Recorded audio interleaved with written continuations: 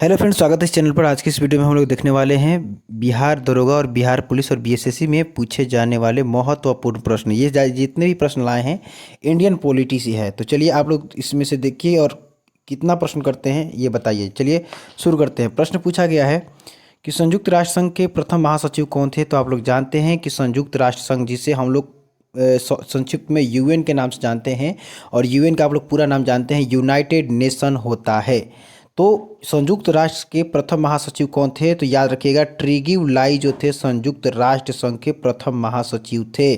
वर्तमान में पूछा जाए कि संयुक्त राष्ट्र संघ के महासचिव कौन है, तो एंटोनियो गुटेरस जो हैं वर्तमान में संयुक्त राष्ट्र संघ के महासचिव हैं। क्या है?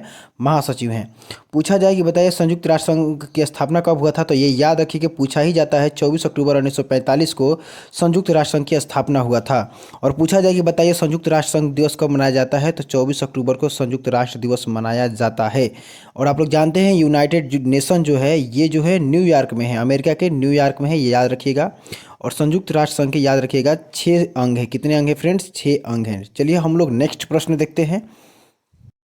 देखिए प्रश्न पूछा गया है कि ताशकंद समझौता कब हुआ था। तो आप लोग जानते हैं फ्रेंड्स कि ताशकंद समझौता जो हुआ था 10 जनवरी, याद रखिएगा 10 जनवरी 1966 को सोवियत संघ के ताशकंद में आयोजित किया गया था, जो वर्तमान में उज़्बेकिस्तान में पड़ता है और उज़्बेकिस्तान की राजधानी है। तो इसका राइट आंसर क्या होगा फ्रेंड्स? 10 जनवरी 1966। याद रखिएगा फ्रेंड्स, ताशकंद समझौता जो हुआ था भारत के प्रधानमंत्री लाल बहादुर शास्त्री और पाकिस्तान के प्रधानमंत्री आयूब खान के बीच आयोजित किया गया एक शांति समझौता था। यह कब समझौता हुआ था? तो 10 जनवरी 1966 को आयोजित हुआ था। चलिए हम लोग नेक्स्ट प्रश्न देखते हैं। देखिए प्रश्न पूछा गया है कि सर्वोच्च न्यायालय ने किस महत्वपूर्ण निर्णय में कहा कि कोई भी संवैधानिक संशोधन द्वारा हमारे मौलिक अधिकारों में कोई कटौती नहीं की जा सकती है। तो आप लोग जानते हैं गोलकनाथ केस में इंदिरा गांधी के सरकार द्वारा एक संशोधन हुआ था, संविधान का 24वां संशोधन, जो कि 1971 में हुआ था। इसके तहत मौलिक अधिकारों में परिवर्तन किया जा सकता था। तो इस गोलकनाथ केस के तहत ये कहा गया था कि कोई भी संवैधानिक संशोधन होगा तो हमारे मौलिक अधिकारों में किसी प्रकार की कटौती नहीं की जा सकती है। तो किस केस द्वारा हुआ? गोलकनाथ केस द्वारा। ठीक है, चलिए नेक्स्ट देखते हैं। देखिए प्रश्न बहुत ही अच्छा है। पूछा गया है कि संविधान के किस संशोधन द्वारा मौलिक कर्तव्यों को जोड़ा गया। तो आप लोग ये याद रखिएगा कि संविधान के 42वें संविधान संशोधन जो कि 1976 में हुआ था, इसके द्वारा संविधान में मौलिक कर्तव्यों को जोड़ा गया था। याद रखिएगा कि मौलिक कर्तव्यों का वर्णन अनुच्छेद 51 के क में किया गया है और भाग पूछा जाए तो 4 के क में किया गया है। हमारे संविधान के द्वारा कुल 11 मौलिक कर्तव्य दिए गए हैं। मतलब संविधान में कितने मौलिक कर्तव्यों का वर्णन है? तो 11 मौलिक कर्तव्यों का वर्णन है। और 11वां फ्रेंड्स पूछा जाए कि मौलिक कर्तव्यों को कब जोड़ा गया था, तो 86वां संविधान संशोधन जो हुआ था, 86वां संविधान संशोधन 2002 में, उस समय जो है 11वां मौलिक कर्तव्यों को जोड़ा गया था। ठीक है, याद रखिएगा। तो इसका राइट आंसर क्या होगा? 1976 42वां संविधान संशोधन के तहत संविधान में मौलिक कर्तव्यों को जोड़ा गया था।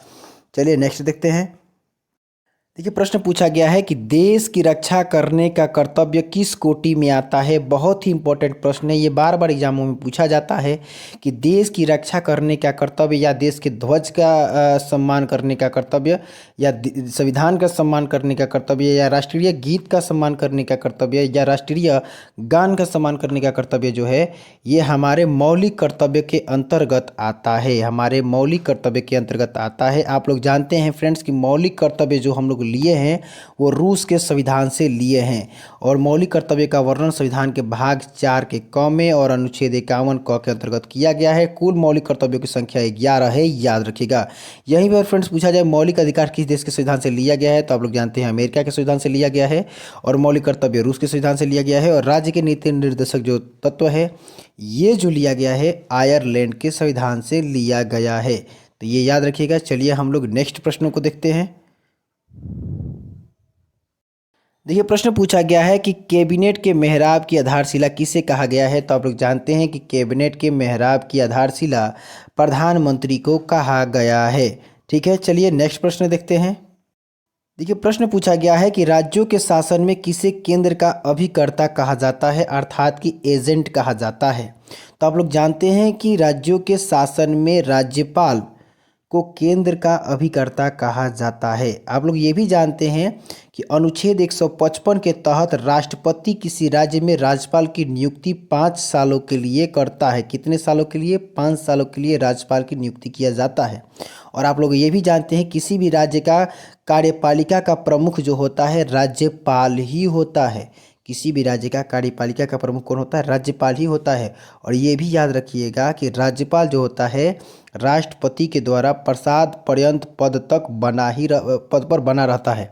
ये याद रखिएगा। चलिए हम लोग नेक्स्ट देखते हैं। तो राज्यों के शासन में किसे केंद्र का अभिकर्ता कहा जाता है? तो राज्यपाल को कहा जाता है। चलिए नेक्स्ट प्रश्न देखते हैं। देखिए, प्रश्न पूछा गया है कि राज्यसभा की सदस्यता के लिए न्यूनतम आयु कितनी होनी चाहिए। तो आप लोग जानते हैं फ्रेंड्स कि लोकसभा के लिए 25 होना चाहिए, तो राज्यसभा के लिए कितना होना चाहिए? 30 होना चाहिए। कम से कम 30 वर्ष होना चाहिए राज्यसभा के लिए। और राज्यपाल के लिए याद रखिएगा फ्रेंड्स 35 वर्ष होना चाहिए, और राष्ट्रपति के भी लिए 35 वर्ष, और राज्यसभा के लिए 30 वर्ष और लोकसभा के लिए 25 वर्ष याद रखिएगा। आप लोग ये भी जानते हैं कि राज्यसभा जो है संसद का उच्च सदन होता है। ये एक अस्थाई सदन होता है। इसे विद्वानों का सदन भी कहा जाता है, इसे बुढ़ों का भी सदन कहा जाता है। और आप लोग जानते हैं राज्यसभा का वर्णन संविधान के अनुच्छेद 80 में किया गया है, और संसद का वर्णन संविधान के अनुच्छेद 79 में किया गया है, और लोकसभा का वर्णन संविधान के अनुच्छेद 81 में किया गया है। ये याद रखिएगा। चलिए नेक्स्ट देखते हैं। ये प्रश्न पूछा गया है कि विकेंद्रीकरण किस शासन की विशेषता है। आप लोग जानते हैं कि विकेंद्रीकरण जो है संघात्मक या संघीय शासन की क्या है फ्रेंड्स? विशेषता है। आप लोग जानते हैं USA, Canada, Brazil, Australia, Bharat जो है एक संघीय शासन के संघीय शासन का उदाहरण है। ठीक है, चलिए नेक्स्ट देखते हैं। देखिए, प्रश्न पूछा गया है कि भारतीय संविधान की किस सूची पर केंद्र और राज्य दोनों विधायिका या कानून बना सकती है। तो आप लोग जानते हैं कि राज्य जो है समवर्ती सूची पर जो है केंद्र और राज्य दोनों कानून बना सकती है, और संघ सूची पर केवल केंद्र बनाता है और राज्य सूची पर केवल राज्य बनाता है। लेकिन समवर्ती जो सूची होता है इस पर केंद्र और राज्य दोनों कानून बना सकती है। ये सूचियों का जो वर्णन किया गया है, ये पावरों का बंटवारा जो किया गया है अनुसूची 7 के अंतर्गत किया गया है, जिसमें कहा गया है कि संघ सूची पर केंद्र सरकार कानून बनाएगा, राज्य सूची पर राज्य सरकार बनाएगा, और समवर्ती सूची पर राज्य और केंद्र सरकार दोनों बनाएगा। ठीक है, चलिए नेक्स्ट देखते हैं। देखिए, प्रश्न पूछा गया है दक्षेस का पहला सम्मेलन किस देश में हुआ था। तो आप लोग जानते हैं दक्षेस को हम लोग संक्षिप्त में सार्क कहते हैं। क्या कहते हैं? सार्क कहते हैं। और सार्क के बारे में आप लोग जानते हैं दक्षेस का जो पूरा नाम होता है दक्षिण एशियाई सहयोग संगठन होता है। दक्षिण एशियाई क्षेत्रीय सहयोग संगठन होता है। ठीक है, और दक्षेस को हम लोग संक्षिप्त में सार्क कहते हैं। सार्क का पूरा नाम south Asian association for regional corporation होता है। और आप लोग ये भी जानते हैं कि दक्षेस का जो पहला सम्मेलन जो हुआ था श्रीलंका की राजधानी कोलंबो में हुआ था। और दक्षेस जो है सार्क का मुख्यालय पूछा जाए तो आप लोग बताइएगा फ्रेंड्स। काठमांडू में है सार्क का मुख्यालय।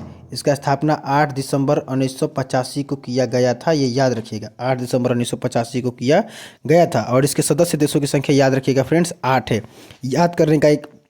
इसके सदस्य देशों को याद करने का एक ट्रिक है MBBS पीना। याद रखिएगा MBBS पीना, जिसे आपको पूरे सार्क के सदस्य देश याद हो जाएंगे। M से मालदीव, B से बांग्लादेश, B से भूटान, A से श्रीलंका, P से पाकिस्तान, I से इंडिया, और N से नेपाल, और A से अफगानिस्तान। याद रखिएगा।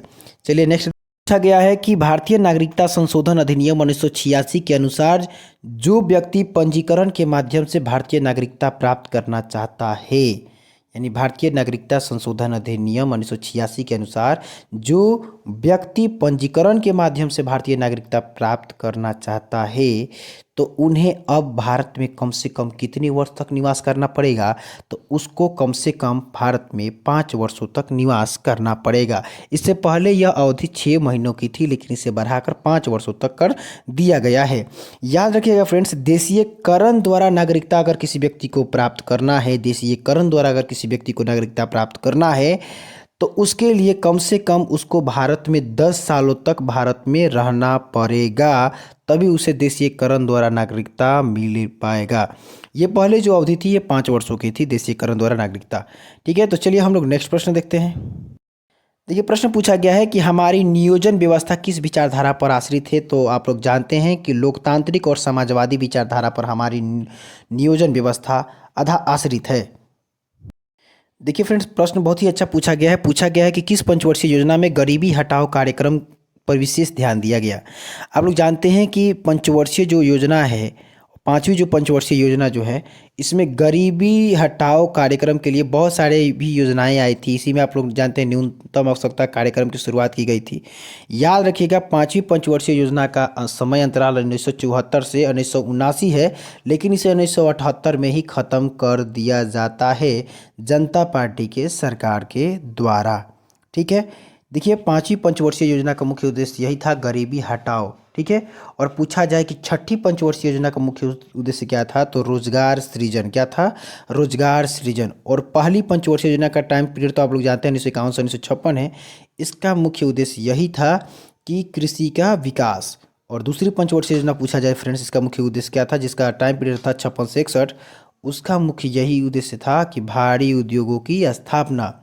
और तीसरी पंचवर्षीय योजना का मुख्य उद्देश्य यही था कि आत्मनिर्भरता प्राप्त करना। ठीक है, चलिए हम लोग नेक्स्ट प्रश्नों को देखते हैं। देखिए प्रश्न बहुत ही अच्छा पूछा गया है कि किस संविधान संशोधन के द्वारा नगर निकायों को संवैधानिक दर्जा दिया गया। किस संविधान संशोधन के द्वारा नगर निकायों को संवैधानिक दर्जा दिया गया? तो इसका राइट आंसर होगा फ्रेंड्स 74वां संविधान संशोधन जो 1992 में हुआ था, इसके द्वारा नगर निकायों को संवैधानिक दर्जा दिया गया। चलिए नेक्स्ट प्रश्न देखते हैं। देखिए प्रश्न पूछा गया है कि भारतीय संसद के उच्च अथवा द्वितीय सदन का क्या नाम है। तो आप लोग जानते हैं भारतीय सदन के उच्च अथवा द्वितीय सदन का जो नाम है वो राज्यसभा है। इसे विद्वानों का सदन कहा जाता है, इसे बूढ़ों का सदन कहा जाता है। राज्यसभा के लिए न्यूनतम आयु याद रखिएगा फ्रेंड्स 30 वर्ष होता है, और लोकसभा के लिए 25 वर्ष होता है, और राष्ट्रपति के लिए 35 वर्ष होता है, और राज्यपाल के लिए भी 35 वर्ष होता है, ये याद रखिएगा। चलिए नेक्स्ट देखते हैं। देखिए प्रश्न पूछा गया है कि लोकसभा में बिहार के सांसदों की संख्या कितनी है। तो आप लोग जानते हैं बिहार जो है लोकसभा में बिहार के सांसदों की संख्या जो है 40 है। कितना है? लोकसभा में 40 है। और आप लोग जानते हैं राज्यसभा की सीटें कितनी है? बिहार में 16 है। लोकसभा की सीटें कितनी है? 40 है। और विधानसभा की सीटें कितनी है? तो 243 है। और विधान परिषद की सीटें कितनी है? तो 75 है। ये डेटा याद रखिएगा। लोकसभा की 40 सीटें हैं, राज्यसभा की 16 सीटें हैं, और विधानसभा की 243 है, और विधान परिषद की 75 सीटें हैं। ये याद रखिएगा। चलिए नेक्स्ट प्रश्न देखते हैं। देखिए प्रश्न पूछा गया है कि संविधान के किस अनुच्छेद के अनुसार राष्ट्रपति 2 आंग्ल भारतीयों को लोकसभा में मनोनीत कर सकता है। तो आप लोग जानते हैं आर्टिकल 331 के तहत राष्ट्रपति 2 आंग्ल भारतीयों को लोकसभा में मनोनीत कर सकते हैं। आर्टिकल 331 के तहत याद रखिए। देखिए प्रश्न पूछा गया है, इसे हटा दीजिए। हाँ, प्रश्न पूछा गया है कि साधारण विधेयक को राज्यसभा कितने दिनों तक रोक सकती है। तो याद रखिएगा बहुत ही अच्छे से इसे, कि साधारण विधेयक को राज्यसभा अधिकतम 6 महीनों तक रोक सकती है, लेकिन धन विधेयक जो होगा इसको राज्यसभा मात्र 14 दिनों तक ही रोक सकती है। अगर 14 दिनों के अंदर इसे पास नहीं करती है तो इसे राज्यसभा से पास माना जाता है। ठीक है, याद रखिएगा धन विधेयक को 14 दिन तक ही रोक सकती है, और साधारण विधेयक को 6 महीने तक रोक सकती है। याद रखिएगा। चलिए नेक्स्ट प्रश्न देखते हैं। देखिए प्रश्न पूछा गया है कि किस विचारक ने युद्ध को क्रू अनिवार्यता कहा। तो आप लोग जानते हैं कि इसमें से थॉमस हिल ग्रीन जो थे, ब्रिटेन के एक विचारक थे, उन्होंने कहा था कि युद्ध को क्रू अनिवार्यता कहा था। ठीक है, तो आज के लिए रहने देते इतना ही। फिर मिलते हैं नेक्स्ट वीडियो में पॉलिटी और ज्योग्राफी और हिस्ट्री से संबंधित क्वेश्चनों को लेकर, जो कि बिहार एसएससी और बिहार दरोगा और बिहार पुलिस में बार बार इसे पूछे जाते हैं। तो चलिए उस प्रश्नों को भी हम लाएंगे। तो आज के लिए इतना ही। जय हिंद।